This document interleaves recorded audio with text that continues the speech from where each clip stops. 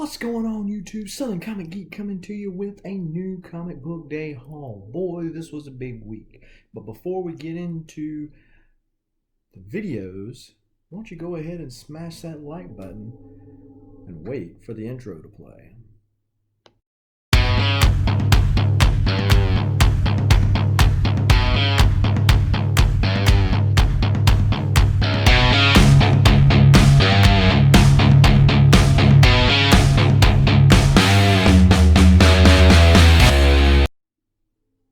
So as I said, this was a big week for books. I had hoped that my LCS would come through for me on some books that had been damaged or the books that I had previously ordered but haven't come back from Diamond yet. It looks like I'm going to have to go elsewhere for the American Ronin and some other stuff that I was interested in at least taking a shot at during for the #1 issue. Having said that, this was a big week, and so after my discount and taxes, about $56. So definitely some good reads though, and I've read all but one already and have not been disappointed. As I mentioned in a couple of chats, what I'm trying to do, as every other collector out there tends to do from time to time, is evaluate my collecting with the new comic books that are coming out. Sometimes because I'm a run collector and just will get stuff just because, hey, I've been getting it and I've already got it through this said series, we'll get stuff that I'm really not as interested in anymore. So what I was trying to do was, okay, look at what I want. What can I not wait to read? When I get it out of the comic shop, I want to go ahead and read it while I'm in the car before I even pull off. So, and then whatever the low man on the totem pole is for that, then that is a book that I cut. This week didn't have anything that fit that category. Everything was good. Like I said, except for the one book I haven't read. There's another book before it I need to read first so that I'm not behind. So here we go. We've got Exo Source Number 14, little Storm dancing with Death action, you know, Death being all suave, got the little rose on perico. But no, he is dancing with Storm, and basically this is kind of the calm before the storm, I guess, pun intended. They're at this dinner party, and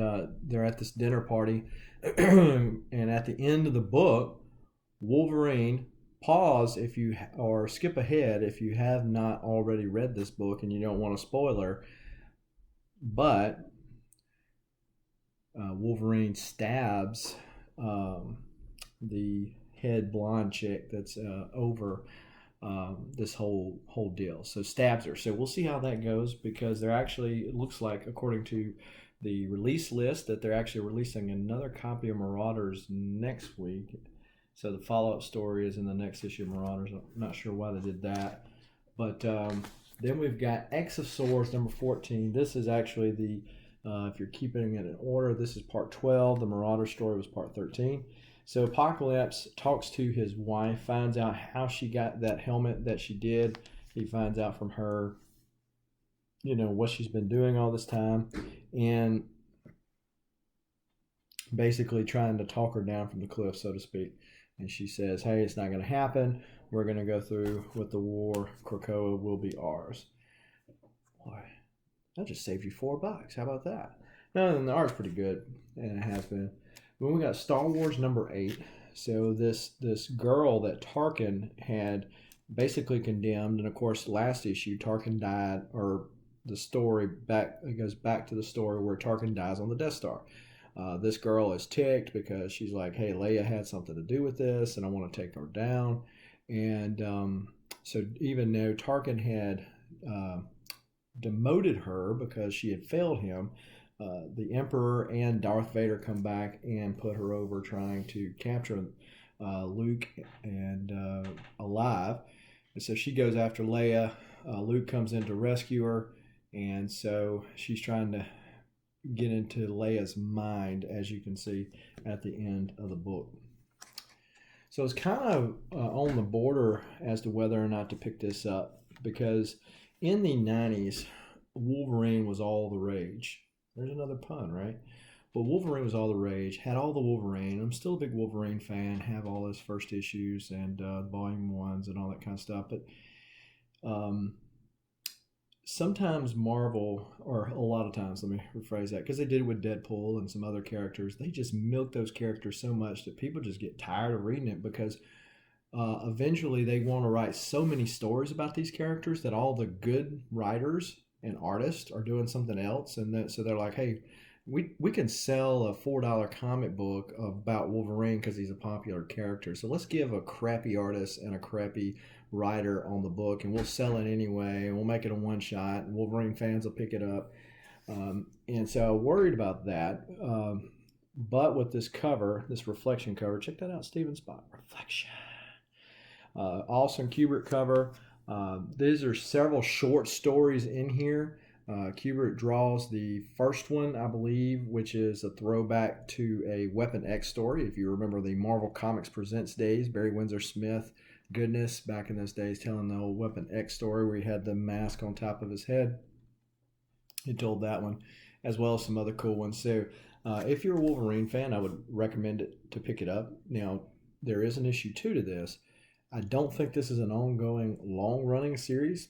It's obviously subject to change if they sell a lot of them, but I don't think it's a long-going series. And I don't know if there is a continuation of the stories that were outlined in here. I'd like to think so, because some of them were, at least all of them except for one, was seemed to be setting up something else. So it's probably just a bunch of short stories. A bunch of stories broke up into multiple comics. This was not on my pull list, but I kept looking back at it, and it so happened that the LCS had one of these in there, and this is the Dark Multiverse Batman Hush. And so the other Dark Multiverses, the first one I got, which was Azrael, there was the one where Lois Lane becomes the Eradicator. Those two were pretty good. The Blue Beetle one, I was kind of and then the Jericho one I was out on. So didn't know if this was kind of along those same lines, but I'm glad I picked it up. It was a good read. But basically, Batman, the character of Hush, basically ascends to this socialite senator of Gotham City, and he basically locks Bruce Wayne up because he has a mental breakdown after his parents' death. Locks Bruce Wayne up to basically steal his fortune, and then he thinks he's dead. Come to find out he's not, and then he takes Jason Todd down. Nightwing is actually Gray's son. He is a member of the Court of Owls, which is, of course, a call back to what we found out in the New 52, that that was what the Owls had planned before Bruce intervened. So that was kind of a throwback to that. But Batman is definitely an evil character. He's mad, more akin to the Joker, and it's actually the Joker, or Napier, that helps him out to escape Arkham. And so it's a take on that. So that was interesting. Then we've got DC's Dead Planet. This is the Wonder Woman movie poster variant. And so Constantine is basically going to all these places, picking up these items that are going to be needed to cure this death plague. Jason Todd dies in this issue. Kind of a little sad going away deal, kind of a redemption of the character, if you will, because in the regular comics he never has any kind of full-time relationship. The Three Jokers that just ended, what was never meant to be or never to be with Barbara Gordon, and then with Artemis and Starfire and all that kind of stuff, he just doesn't seem to have it. He did for a short while in this one. So yeah, that was a pretty good read thus far. This is issue number 5. It's going to 7, so they'll be wrapping it up shortly. So picked up Thor number 9. This is the Frison Phoenix variant, which I thought was the better of the options. I almost did the Hillebrand variant just because I remember the cards from back in the day. but I decided to go with this one instead. Didn't want to spend the extra moolah just on a cover I was kind of iffy on. But this is starting up the new storyline where we find out all this time what's been going on with Donald Blake. Donald Blake disappears. Thor doesn't. Eric Masterson back in the day becomes Thor's avatar. Then he gets to where he doesn't have to have an avatar, and it's been that way essentially ever since. Well, Donald Blake was the original guy. He taps the cane and, he becomes Thor, and then taps it again and changes back to Donald Blake. Well, Donald Blake disappears, right? When he's not needed anymore, the writers mysteriously write him out of the script and change to someone else. Well, what has he been doing this whole time? Well, we find out that he's inside the tree and living a life in eternal rotation, just always going constantly. Well, that was as long as Odin was alive.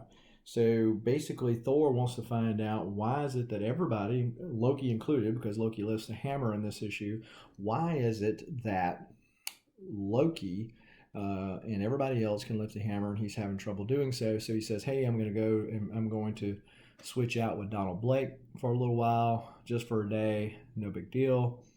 And so he does that. So when he gets there, he finds out that everything, all the balance has been destroyed. Donald Blake, of course, when he zaps in, Donald Blake zaps out.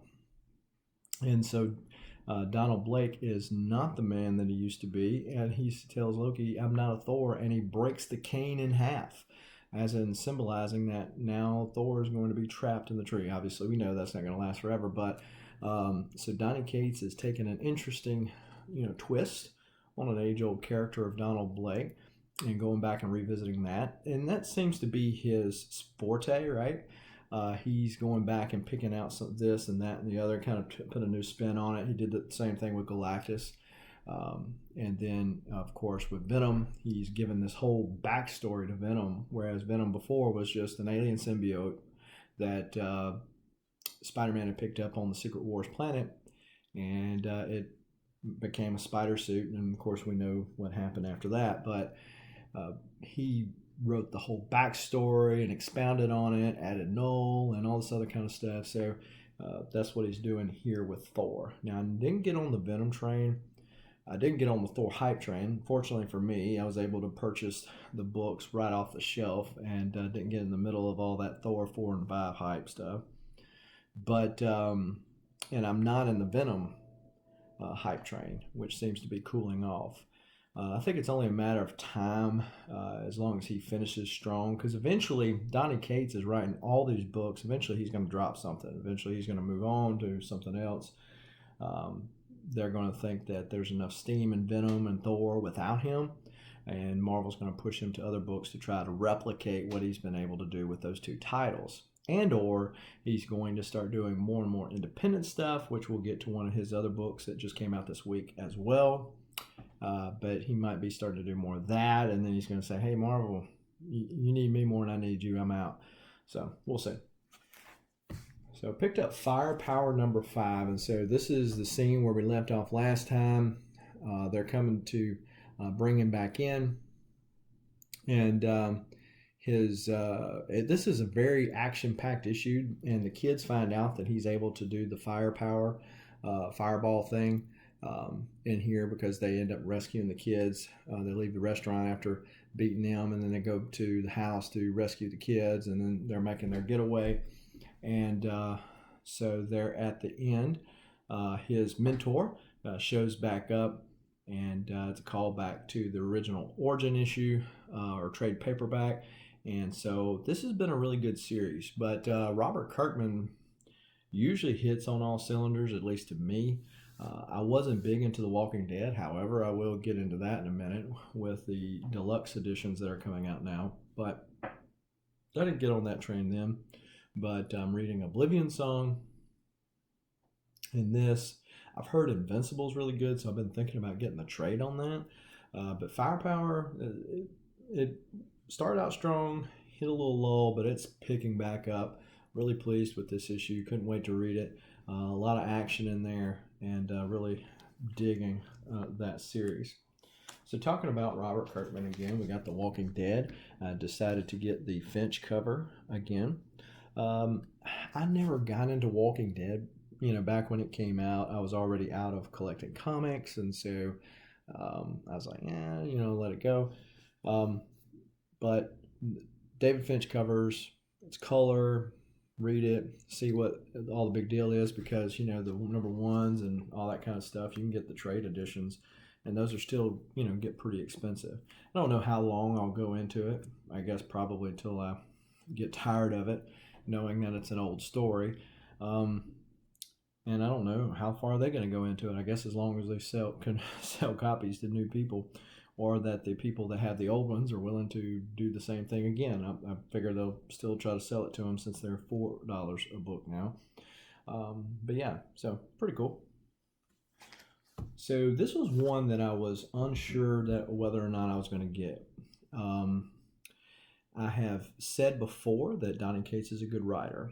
I don't know that I put him up there with the greats as of yet, like a Chris Claremont or anything like that. He's still too young, and he's going to eventually have a bust that wasn't very good, and whether or not he can take it and stand the test of time, we'll see. So I was kind of hesitant on picking this up. So when I didn't put it on my pull list, I walk into the LCS, there's none on the shelf. I'm like, there's a sign that I shouldn't even worry about this other $4 book when I'm trying to thin out my herd, and I'm not sure about getting on the Cates train. So, but here's one laying over there on the used books.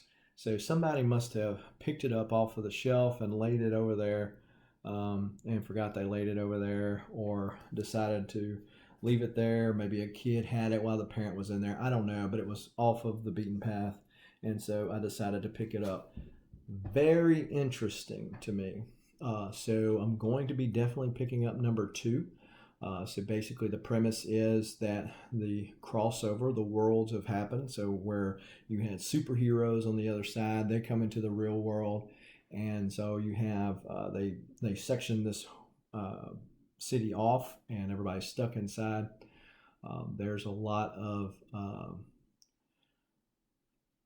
to me there was well, I'm not going to totally spoil it for you. It sounds kind of weird because I kind of spoiled the other ones, didn't I? But great read, great pickup. If you like Cates' work, I'm a real big fan of God Country. I think that's his best work.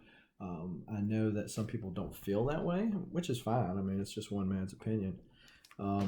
But I think that the reason I feel that way is because, one, being a parent, one, having dealt with Alzheimer's before. So I know that, that's the reason why that really spoke to me. But I think that he told a really good story there. I don't know that this has a chance to be a tearjerker like that one would be, but definitely has some more resounding effects than what his Marvel work does, if that makes sense. So, well, my LCS, all those good deals that I was getting the 1 in 25 ratio variants for the Batman series at cover price, that went out the window a couple weeks ago, and so the last few I've picked them up at $20, and so still okay. But I didn't want to just come out and say, hey dude, would you put this in my box and let it wait for me versus going ahead and selling it when it first comes in. I don't know why. I mean, I show up every single week. I spend a bunch of money on used and new stuff. And so, I don't know, maybe the boss put him under restrainer or something like that. Irregardless, I did not get the ratio variant with Ghostmaker on it, which is one of the ones I wanted to pick up. So we'll see. I'm going to some other LCSs over the next few weeks, maybe around Thanksgiving, maybe pick something up. That might be the idea. Maybe I'll wait, because normally those shops have Thanksgiving sales. And so maybe I'll wait until the day after Thanksgiving and pick up some stuff on Black Friday. So that might be an idea. Because usually if I go out of town, which I plan to do this year, and go to a big city like Atlanta and and the like. They usually have after like Black Friday sales, just like JCPenney's and the rest of them do. And so maybe I can pick up some stuff like that there. But I did pick up the Matina cover. I've heard some people say that it gives them some really Moon Knight vibes. It does me too. Not the same kind of character, but yeah, I get it. So Batman 102, you got the cameo of this guy right here in Batman 100.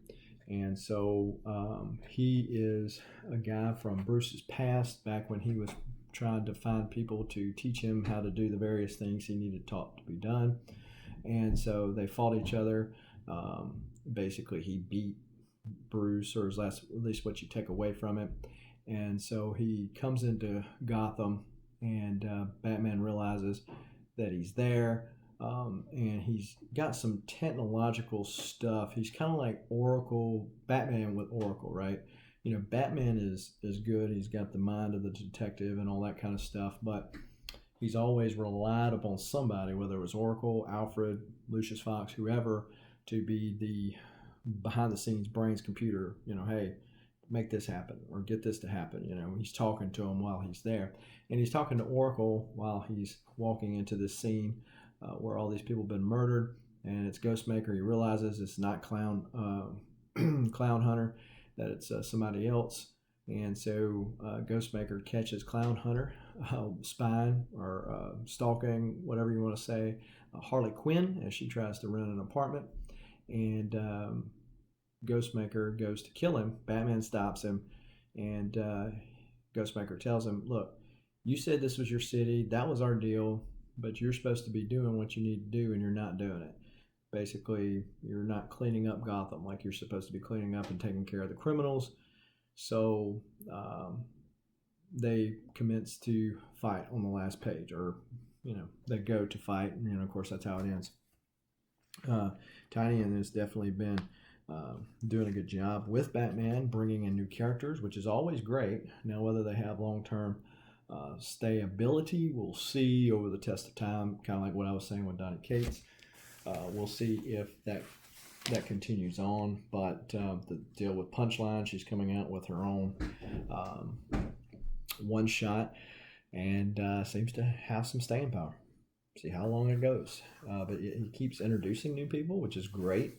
Calling back to the old people, that's great. So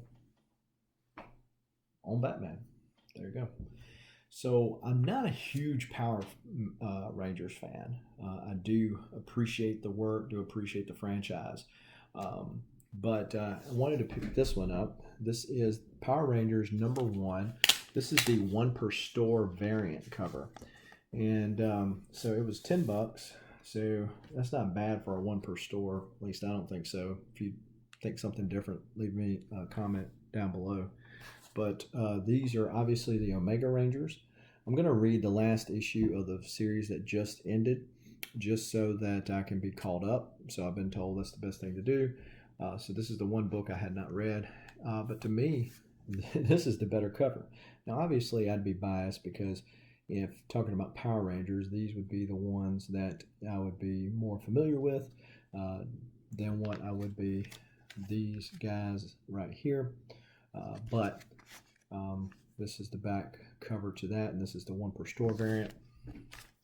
And so $10, didn't think that was a bad price at all. And I was able to, my LCS had some of these left, and he said nobody will take these things. Strangely enough, with the hype on Venom, and of course, you know, Virus, and that kind of flopped, or people overestimated it. Check that out. It's connected cover. Anyways, he had these left over, so I got some extra copies of these. So probably the next time I sell somebody that likes Spider-Man and needs one of those deals, I'll just throw one in their books for free. Well, that's it. That's a lot of books. So what do you think about my pickups? Have you read, or are you still reading the stuff that I picked up? Or what did I miss? Maybe I think I heard about a book called Origins from Boom. Boom's been killing it lately, so maybe I need to go back and pick that up. I did not see that at the LCS. So Are there some titles I need to be picking up? What am I missing out on? Leave me a comment down below and then tell me what you think about the video. As always, be sure to smash that like button, hit the subscribe button, and the bell notification so that when videos like this drop ever so randomly, you will be one of the first people to be able to know that and make the conscientious decision as to whether or not to watch it now or later. Well, if you watch it, right? That's the main thing. You also want to be sure to share the channel. At the taping of this video, we are at 530 subscribers, so 70 subscribers away from hitting that 600 mark. Truly appreciate all of those of you who have already subscribed to the channel, but as you might be aware of, I am having a 600 subscriber giveaway, and it is this book right here, a 9.4 CGC slab of Deadpool's first appearance in New Mutants 98, and also a pop that commemorates that first appearance as well. And so this is how you have to enter in order to win. And that is, you have to be at least 18 years or older to win, and you have to be a subscriber to the channel. You do not have to live in the continental United States. I will ship this worldwide if you were to win. And this is how you get entered to win. Go to and find at least one, you can find more, but at least one comic or pop related YouTube channel that you're not currently subscribed to. Subscribe to it. In any one of their videos, go in the comments down below and do the hashtag SCG sent me. SCG as in Southern Comic Geek, SCG sent me. Then come back to any one of my videos, and then in one of the comments below, write I subscribe to, and then put the channel name, and you will get a comment back from me that you're in or you're entered in, and that's it. Once we hit the 600 subscriber mark, I will announce a 600 subscriber giveaway video like I have done in the past, giving you time to kind of mark it on your calendars, as it were, and I will give that away. I will put everybody who is entered to win on the wheel, and we will spin it, and we will see who wins that. And as you might know, if you've been to any of the other giveaway videos that I've done, typically I give away more stuff than just that at that time, and I already know that that I'm going to be giving away for my 700 subscriber mark. So, and we'll announce that at that time, and so give you something to look forward to there, so that we get there sooner rather than later, and you will have that chance to enter to win. Be sure to follow those rules and share the channel, because that certainly helps in getting new eyes on the channel. But I do appreciate you taking the time to watch this video and sharing your comments, and be sure to stay safe out there. Be sure to try to get out to your LCS or get some good books coming into you, whether they're brand new or at least new to you, and read some of those books. And until next time, keep reading and keep collecting. Adios.